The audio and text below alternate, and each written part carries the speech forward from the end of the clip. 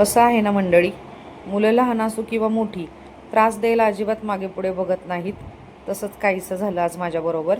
आम्ही तर गेलो होतो गणपती बाप्पाच्या दर्शनाला, पण मुलाने तिथं गेल्यावर एवढा हट्ट धरला की मला तू नवीन ड्रेसच घे म्हणून. तर आम्ही त्याला शॉपमध्ये जाऊन एक छान ड्रेस घेतला. त्याच्यानंतर थोडीफार तुळशीबागेमध्ये शॉपिंग केली. बघू शकता किती छान स्टॉल आहे इथं चपलांचा. इथूनच माझ्या मुलीसाठी एक सँडल घेतले आणि त्याच्यानंतर आम्ही छान तुळशीबागेमध्ये थोडी मोठी खरेदी केली आणि त्याच्यानंतर आम्ही जोगेश्वरीच्या मंदिरात गेलो. तिथं छान दर्शन घेतलं.